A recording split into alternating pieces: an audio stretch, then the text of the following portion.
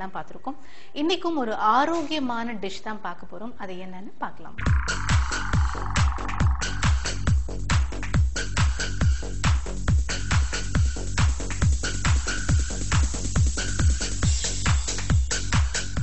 Hello madam. Meera madam, இன்னைக்கு நம்ம வந்து அம்மாயி சமையல்ல சமைக்க போறோம் இல்லையா? சோ ஒரு ஆரோக்கியமான ஒரு டிஷ் பண்ண போறோம். ஆரோக்கியமான பாரம்பரியமான. சோ அது என்னது? கேரட் சாதம். கேரட் சாதம் ரொம்ப ஹெல்த்தி. இப்ப ஸ்கூல் திறந்தாச்சு, லஞ்சுக்கு என்ன கொடுக்கணும் அப்படி யோசிக்கிறோம். ஸோ லைக் ஒரு சேஞ்ச்க்கு வெரி சிம்பிள். முதல் நைட்டே கேரட் துருவி வச்சுட்டோம்னா டக்குன்னு ரைஸ் வச்சு பண்ணி கொடுத்துருவோம். இந்த சேஞ்ச் எல்லாம் வந்து ஸ்கூல் இப்பதானே திறந்திருக்காங்க. ஒரு மாசத்துக்கு இப்படிதான் இருக்கும். அம்மா எல்லாம் வந்து ரொம்ப ஏன்னா இத்தனை நாள் கொஞ்சம் ஃப்ரீயா இருந்திருப்பாங்க, ஏதாவது புதுசா யோசிச்சிருப்பாங்க, அதெல்லாம் செய்வாங்க. ஒரு மாசத்துக்கு அப்புறம் திரும்ப அதே மாதிரி தான். சில சமயம் வந்து வேற வழியே இல்லாம இட்லி தோசை கூட கொடுத்துருவாங்க. ஸோ அட்லீஸ்ட் இந்த 1 மந்தாவது வந்து பசங்க ரொம்ப ஜாலியா விதவிதமா சாப்பிடலாம். அண்ட் இந்த கேரட் சாதம் பாத்தீங்கன்னா ரொம்ப கலர்ஃபுல்லாவும் இருக்கும். ஆமா, நல்லா ஆரஞ்சா பிரைட்டா இருக்கும். உங்களுக்கு தொட்டுக்க எதுவுமே வேணாம், இல்லாட்டி ஜஸ்ட் பப்படம் ஒரு ரைத்தாவோட சாப்பிட்டா போதும். ஓகே. சோ என்னென்ன இன்கிரீடியன்ஸ் வந்து இதுல என்ன ஸ்பெஷாலிட்டி பாத்தீங்கன்னா, நான் இதுல பிரவுன் பாஸ்மதி ரைஸ் எடுத்திருக்கேன். யூஸ்வலா ரெகுலர் பாஸ்மதி யூஸ் பண்ணலாம், நோ ப்ராப்ளம். இது வந்து ஹெல்த் வைஸ் பாத்தீங்கன்னா இட்ஸ் எக்ஸ்ட்ரீம்லி குட். ஈவன் ஆயுர்வேதெல்லாம் பாத்தீங்கன்னா they recommend brown basmati. ஏன்னா unpolished இல்லையா, it has lot of vitamin B vitamin, especially வாய்ப்புண்ணுலாம் உங்களுக்கு வராது, வயிற்றுல அல்சர் வராது.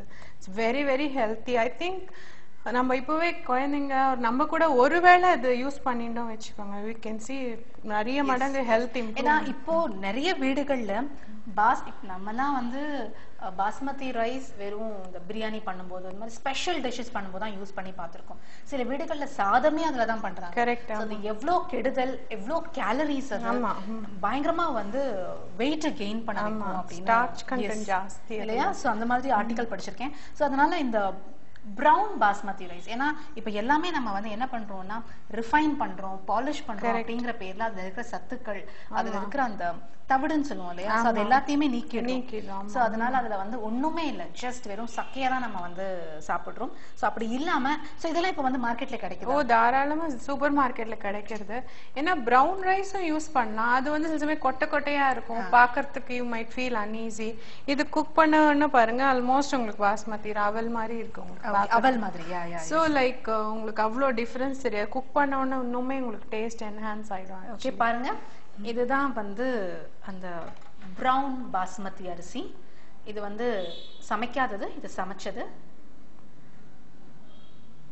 பிரவுன் பாஸ்மதி ரைஸ் வந்து பாலிஷ் பண்ணாதது, அதனால வந்து ரொம்பவே ஹெல்தியானது. ஸோ என்னென்ன சத்துக்கள் இருக்கு, என்னென்ன மாதிரியான பிரச்சனைகள் எல்லாம் இதை அவாய்ட் பண்ணணும்னு மேடம் சொன்னாங்க.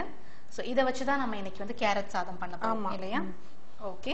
சோ மற்ற இன்கிரிடியன்ட்ஸ் என்ன? பாக்கி பாத்தீங்கன்னா வெரி சிம்பிள். கேரட் துருவி வச்சிருக்கேன் நல்லா ஃபைனா, கொஞ்சம் கொட்டை ஐ மீன் போல்டா இல்லாம கொஞ்சம் ஃபைனா இருந்தா பெட்டர். ஓகே. கருவேப்பிலை, கொத்தமல்லி, லெமன், உப்பு, கடுகு, கொஞ்சோண்டு கார்னிஷ்க்கு கேஷ்யூ வறுத்து வச்சிருக்கேன், உளுத்தம் பருப்பு, கிரீன் சில்லிஸ், எண்ணெய், அவ்வளவுதான். ஓகே. சோ மைல்டா தான், ரொம்ப அந்த மசாலா எல்லாம் சேர்த்து இல்ல நல்லா கொஞ்சம் இந்த புளிப்பா அந்த மாதிரி டேங்கியா நல்லா இருக்கும். ஓகே, சோ ஸ்டார்ட் பண்ணலாமா? சோ நம்ம வந்து தாளிக்கிறதுக்கு வந்து கடுகு, உளுத்த பருப்பு வச்சிருக்கோம், பச்சை மிளகாய் இருக்கு, கொத்தமல்லி, கருவேப்பிலை, லெமன் ஜூஸ், உப்பு, முந்திரி பருப்பு வறுத்து வச்சிருக்கோம். சோ ஐ திங்க் ரொம்ப சிம்பிள் கூட. காலையில வந்து அவங்க சொன்ன மாதிரி முந்தின நாள் நைட்டே நீங்க வந்து கேரட் துருவி வச்சிட்டீங்கன்னா காலையில ரொம்ப சீக்கிரமா செஞ்சிடலாம். எல்லாமே வந்து வீட்டுல இருக்கிற பொருட்கள். ஆமா, நம்ம அஞ்சரை பெட்டியில இருக்கிற சாமான் தான்.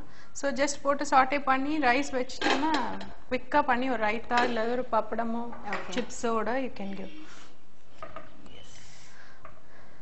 And these days குழந்தைங்களும் they prefer variety rice இல்ல, இந்த சாம்பார் ரசமோட. அதெல்லாம் ஏன்னா சில சமயம் வந்து கலந்து கொடுத்துட்டோம்னா மத்தியானத்துக்குள்ள அது கொஞ்சம் ஒரு மாதிரி வறண்டு போயிடுது இல்லையா? கரெக்ட்.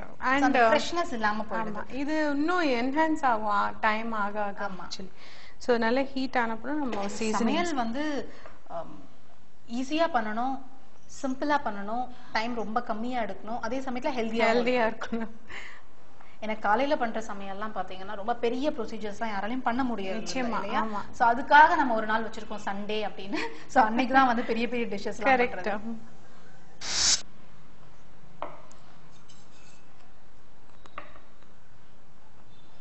இந்த மாதிரி ஹெல்தியா சாப்பிட வந்து நம்ம சின்ன வயசுல இருந்தே குழந்தைய பழக்கிட்டோம்னா I think அது அவங்களுக்கு பழகிடும். ஏன்னா அப்புறம் எங்க படிக்க போறாங்க என்ன பண்றாங்க தெரியாது. அந்த அடாப்டபிலிட்டி இருந்தாதான் அவங்களுக்கு, இல்லாட்டி ரொம்ப ஃபஸ்ஸி ஆயிடுவாங்க, ஸ்டமக் இன்ஃபெக்ஷன் வரும், அப்செட் ஆகும்.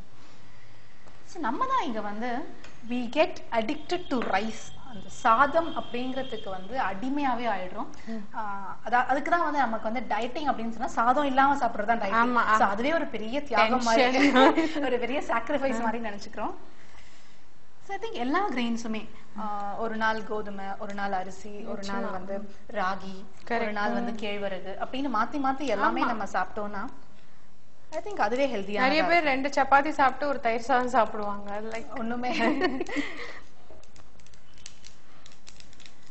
ஓகே, சோ பச்சை மிளகாய் போடுறேன்.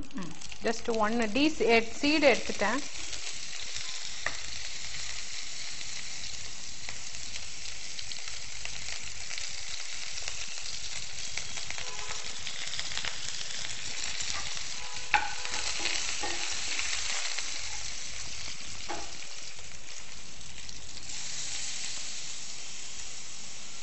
கடுகு, உளுத்தம் பருப்பு, கருவேப்பிலை, பச்சை மிளகாய் எல்லாம் போட்டோம். அதெல்லாம் நல்லா ஃப்ரை ஆனதுக்கு அப்புறம் கேரட் போட்டு சாட்டே பண்ணணும்.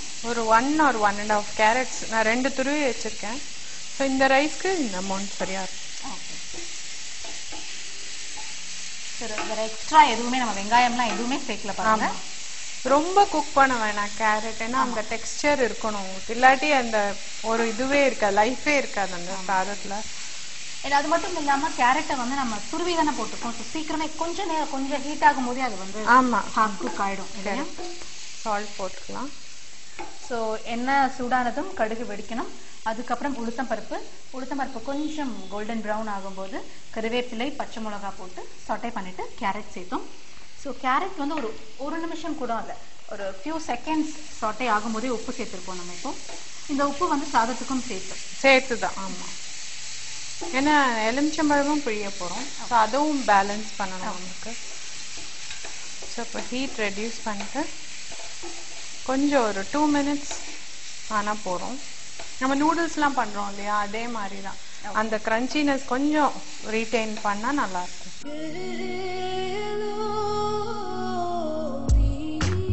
Bengal.com சிறிது இடைவேளைக்கு பின் தொடரும்.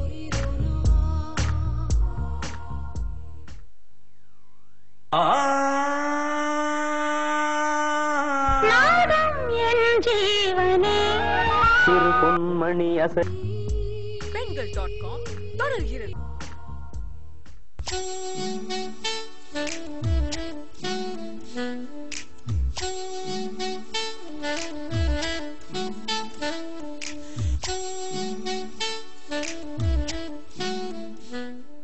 வெந்துருச்சு. ஆமா, ஏன்னா அந்த வால்யூம், அந்த நம்ம குவான்டிட்டி கொஞ்சம் ஷ்ரிங்க் ஆகும் போதே நமக்கு வந்து வெந்துருச்சுங்கிறது தெரியுது. ஸோ இப்போ நம்ம எலுமிச்சம்பழம் பிழிஞ்சிடலாம். ஓகே,